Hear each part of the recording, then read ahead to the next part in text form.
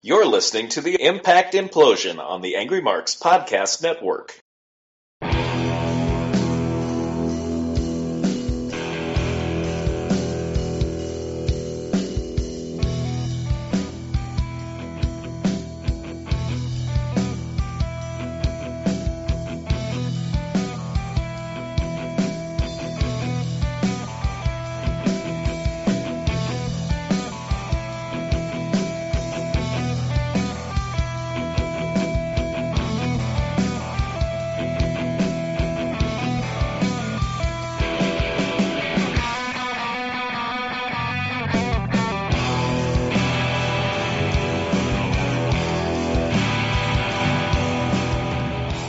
It is April 5th, 2016. It is another episode of the Impact Implosion. As always, my name is Seth Draken, and here with me is my co-host, Mike Poland. Revenge! Revenge! Most movies, revenge really is not a good title for your thing, because if you've ever looked at Hollywood, any movie that really has revenge on it sucks. Most of them just are terrible. Revenge of the Fallen, Revenge of Michael Myers, Freddy's Revenge. Well, Revenge of the Nerds was good. That's the only one. The original Revenge of the Nerds, the sequels kind of got stupid. Yep. But yeah, there's a little bit of news.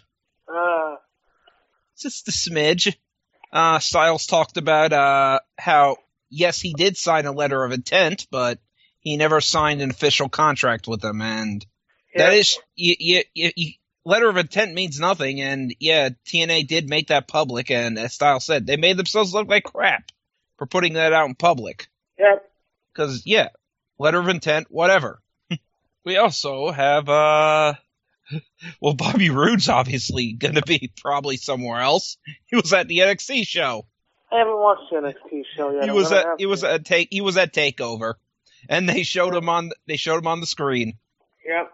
Well, the fact that Raw now, the main roster now has Enzo and Cass and Yvonne Villains on it, NXT might need a couple some new teams. Oh, yeah. Yeah, and they called Rude a former world champion, so... Hey, they're acknowledging TNA. That's the best TNA will ever... That's the best acknowledgement TNA will ever get. Hey, we've got a former world champion here. Former world champion here. We won't say where he's world champion from, but he's world champion. Yeah. So with that out of the way, let's get to Impact. Revenge. I would say Six Sides of Steel starts off the show because the cage is down, but Eric Young has to speak for whatever reason because we need a break from the action that hasn't even happened yet. Jeff Hardy, I'm going to pile drive you and end your career. Yep. You're a redneck, hillbilly neck. And I'm like, Jeff's not the one with the crazy beard. Well, the smoker's voice. Yeah. So they also mentioned no Pope tonight as he will be facing Franklin in a street fight. Oh, we'll get to that. So instead, we got a steel cage match. And of course, Hardys are known for ladders. So Jeff Hardy brings out a table. Well, they're kind of known for tables, too. Kind of. They're ladders. Well, how are you going to get a ladder in a cage, and what would be the point? Well, you can climb the ladder outside of the ring and do a swan dive into the cage somehow? Sure. Why not? The hell not? They can find a big enough ladder to do Hardy, that. After all. Yeah, why not? Jeff would do it. Anyway, Jeff decides to attack EY on the outside, forgetting that the cage is the only thing that holds EY's buddy from interfering. Yeah, Bram's out there, by the way, Jeff. Yeah. So he gets, of course, beat up by both of them. And they finally get Jeff into the ring, and EY's got a huge advantage because of this idiocy.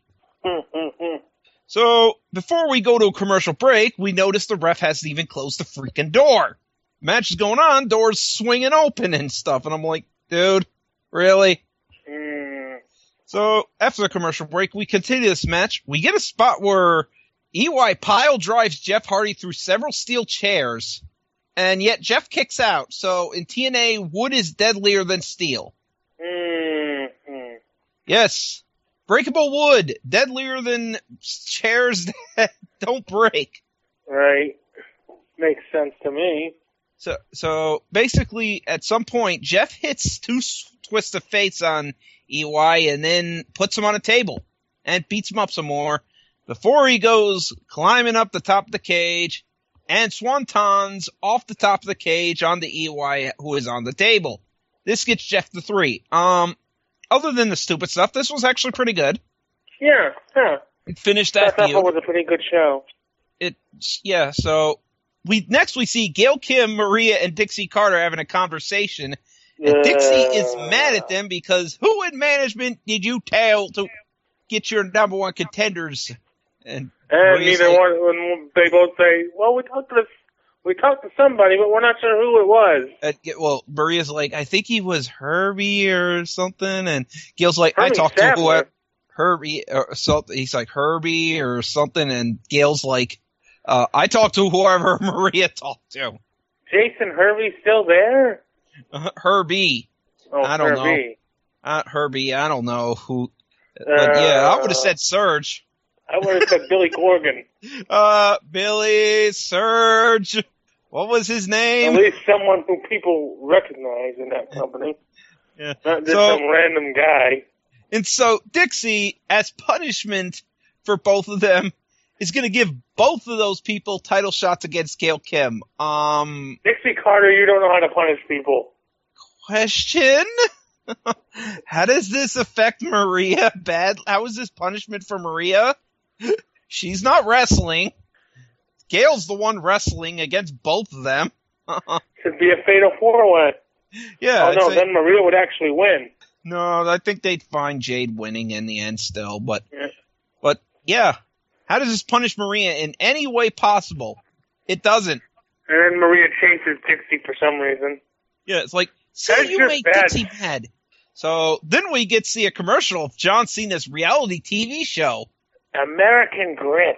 Yeah, I and have I to was check like, that out. John Cena, advertise on TNA. And it's even on Fox, not Pop, so... So I might have to check that, at least the first episode of that out. Jeff Hardy talks about his aftermath ritual of ice and says he'll be watching the main event. Well, Jeff, if you didn't do such crazy spots in every match, maybe you wouldn't need ice. Well, yeah. To be fair, I've seen wrestlers. If you're in a wrestling match, you're gonna taking bumps. Even if it's the smallest bumps, you need some ice. Even if it's just falling backwards for... Yeah, that freaking mat hurts. Yeah, I have seen that plenty of times. Yeah, I've seen WWE's backstage where they have a masseuse backstage. Yeah, none of those things Punk complained about. Yeah. Those deep hacks. JB in the ring for a talking segment as we get the final word of Drew McIntyre and Galloway. not Drew Galloway, not McIntyre. That's his WWE gimmick. And Matt Hardy. Did we really need to do this? So Not in the ring. I would have maybe done it backstage. I know. The only thing this set up is the whole Tyrus thing. Yeah, Maxwell's here. And Tyrus has been carrying him for 1 week. Yeah, Rebby's You have to make carrying him. Tyrus look threatening for what he's going to say. Yeah, so Drew tells Matt cries, and Drew says, I know this show's called The Final Word, but Matt's going to get the first word, the middle word, and the final word, even after the final word. So there's no point to this because Matt never shuts up. And Matt's like, I ain't here to argue. Yes, you are. So JB's like, dude, I want some guys, I want some decorum here. So let's give you some final words. And Matt says, I should be champion. I dress like a champion. I have a posse like a champion. I married like a champion, and I have a kid like a champion. And I'm like, none of those things make you should be a champion. You married like a champion, huh? Yeah. So Drew's like, I am all passion and I don't play a character. And I am like, really? 3-man band.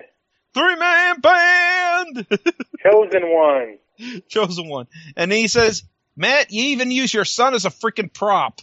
Really? I've never seen Matt use him as a weapon. Yeah, Maxwell.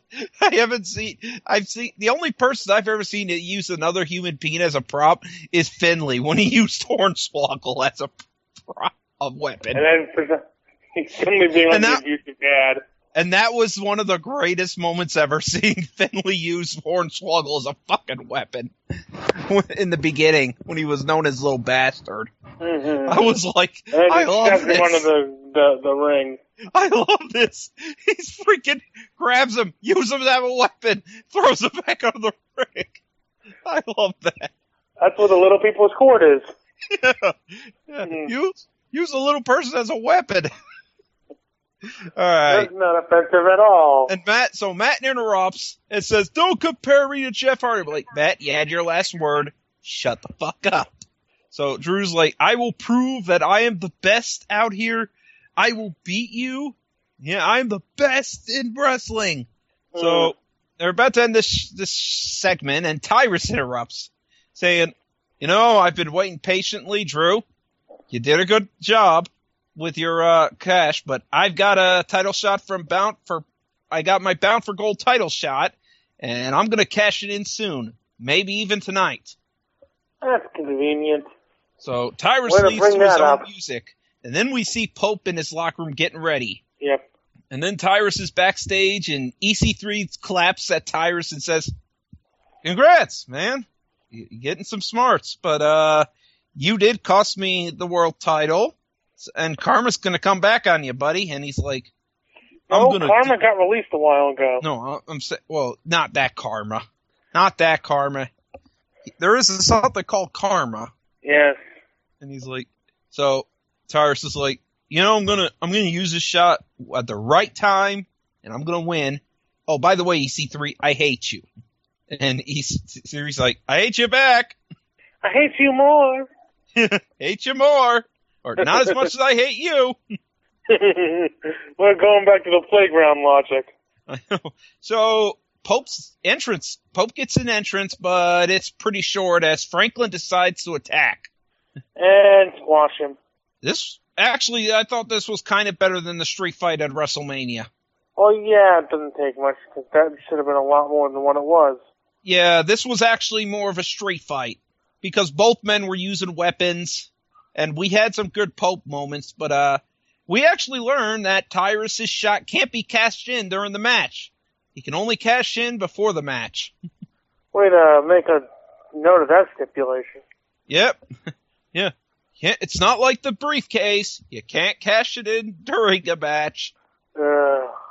So this is basically a beatdown by the Turtle, but Pope gets some offenses in with the Singapore Cane. The Sandman Russian life sweep. Yep, and Pope's about to hit him with the Singapore Cane from the top rope, but Franklin hits him with a spear. And then he spears him again. Great sell by Pope on that second spear. And he goes to spear him for a third time. EC3's music plays. EC3 doesn't even show up yet, and Pope gets speared for a third time. And then EC3 shows up. Somebody missed his call. Yeah, I think he missed his spot a little too late there. But once again, Franklin smiles and leaves when confronted by EC3. And then EC3 gets blindsided by Mike Bennett with a chair. And we go to a commercial break. After the commercial break, EC3's still in the ring and challenging Mike to a fight.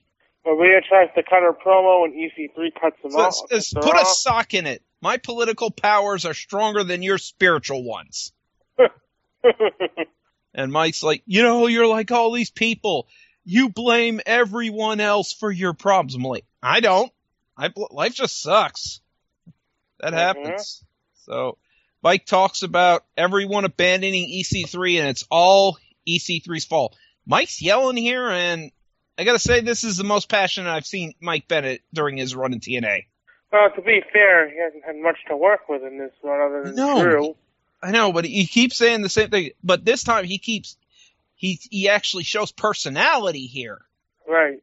Passion and stuff. It's not like I'm just gonna say the same line over and over again.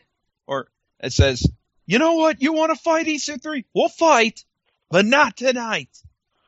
In fact, we're going to fight next week. And EC3, as they leave, EC3 says, F it, and go attacks Tyrus. Attacks Bennett. Bennett throws and they brawl in the parking lot for a minute. Bennett throws Maria into him, but that doesn't stop him to fight to What the a back to the parking lot. Mike flees the arena in a car after hitting EC3 with a tire iron. Didn't even bother closing the trunk door. I don't think he had anything in the trunk anyway. I think I've accidentally done that before. Once. I didn't drive too far because guess what? You can't see shit from the back with the trunk door open. You can't go very far because you need that rear view mirror and you can't see anything. So yeah, next Spud, Tyrus is backstage and Spud's like, I originally thought that was wrong, but I see now. You plan. You're going to help give the belt to Matt. So here's the plan. And Tyrus is like, dude, no. Get out of here. Out of here. Mm-hmm. So then we get the triple threat match for the Knockouts title. Kabuki Taker defends against Jade and Madison Rayne. Yep. And it is at this point that my Blue Jays got screwed because of a stupid call that raised the game. So I won't get into much topic, but yeah, my Blue Jays got screwed. So anyway, this was passable. But unfortunately, the big problem is they got to protect the Gale. So Maria hits Gale with the belt. Jade hits the SCO, becomes the new Knockouts champion, and it's really treated like nothing. This should have been Madison instead if you want to protect Gale. Yeah, seriously. First of all, you don't need to protect Gale here. It's a triple threat match. Jade needs to become the champ. Jade needs to become the champion, and you don't need to treat it as such an afterthought. You have a new champ. Dwell on it. God, just so stupid. But anyway, Drew's in the back and says, I don't care if Tyrus cashes in. I'm going to keep this belt anyway. And the next thing. Then we see if Eddie Edwards will accept Gregory Shane Helms' offer to be his tag partner. Nope. But before that, we got to see Al Snow explain himself to Billy Corgan. I did the right thing, man. And I'm like, no, you didn't. And Billy's like, you broke a man's arm. Yeah, I might have gone a little overboard there. Suspended for a week. You're suspended for a week. And this week. And next week, you better come here to make a public apology or there will be further. He broke a man's arm. And he only gets suspended for a week. Uh-huh. Yeah, that's great. DNA logic. That's unprofessional conduct. He should be fired. I know. But no, suspended for a week. You got to make a public apology. And everything will be fine. Yep. And so Helms calls out Eddie. Nothing will go wrong there. And he's like, dude, take the offer I've had with less partners. I've done great things with less. And it seems still like Trevor Lee was not giving a shit. Of course not. Oh, wait, he finally cared because he started clapping when he said that he's done less partners. So, come on. Wait, is he talking about Trevor Lee, or is he talking about 3 Count, or is he talking about Rosie? Well, he's like, I've dealt with less to win the tag titles. I think it was a shot at Kane. Or Rosie. Yeah. But Eddie comes out and says, it would be an honor to team with you, but that tag title shot does belong to me and Davey. And I know you're talking about the Helms dynasty here. I don't want to be a part of that. Why would I do that when I'm already part of a nation, the Wolves Nation? And Trevor actually shows personality. When did Gregory Helms have a dynasty? Helms, the dynasty, whatever. And Trevor's like pissed by Eddie's refusal. He actually shows emotion. And Gregory says, well, I'm going to get that briefcase if it's either not with you, it's through you. And they're about to double team him, but here comes Beer Money. And Beer Money's like, I see you were about to do a 2-on-1. And calling Gregory a booger with an ugly jacket and Trevor shrimp crap. What a great insult. Yeah. So Eddie at some point leaves this, so they talk about being the best tag team, and then the Decay comes out, and Rosemary like, when you wish upon a star, it's no difference who you are when you decay. A Pinocchio reference. I know, and then Abyss talks about time, like, it's gonna be time for us to get the belts, and James says, Where I'm from, it's always beer 30 and ass kicking o'clock. Beer 30, I've heard that, but asking o'clock doesn't sound like a legitimate time. Yeah, so it ends up being a pull-apart brawl. Both teams fight. Rosemary just stands there. So then we get Matt Hardy saying how I've always said I will not die, and my brand will get my title back. And meanwhile, while he's talking, we see Tyrus walking ever so slowly, and then Matt looks at him and says, "You ready?" And Tyrus just looks at him, and we go to a commercial break. And then after the commercial break, we see Beer Money mad about people wanting title shots. My God, really? People wanting to get the tag titles? How can you be mad at that? And that's cut the 4-way tag for next week. Yeah. So we'll defend him in one match against whoever. So main event time, Drew Galloway against Matt Hardy. Tyrus teases cashing in, but he doesn't. It just allows Matt to get a cheap shot. This is a short match. It still was pretty good. It did its job. Spud was attacking from under the ring, which was funny. And he got offended on Twitter. He got offended on Twitter because Josh Matthews was calling him a ring rat. Oh God! I don't know if Matthews. Don't call a little guy like that a ring rat. I am not a ring rat. I don't go around the locker room with cheese. I have no rat features. I don't think Spud understands what a ring rat is. No, he knows what a ring rat is, but he's playing his character. Right. So, yeah. It's like Bobby Heenan saying, I am not a weasel. I do not have fur on my body. I do not have a tail. Yeah. So, there's a point where Matt pretends to have an injury. Behind the ref's back, Spud tries to attack, but gets beat up. The ref gets Spud out of the ring, but Matt's able to use his boot. Matt Hardy, you have the worst stable in history. They can't do anything right. Behind the ref's back, but it only gets a 2 count. And then a Future Shock DDT, but only would be 3, but Tyrus pulls the ref out of the ring. Jeff attacks Tyrus and Twist of Fate's him on a chair. Rather weak-looking Twist of Fate onto the chair.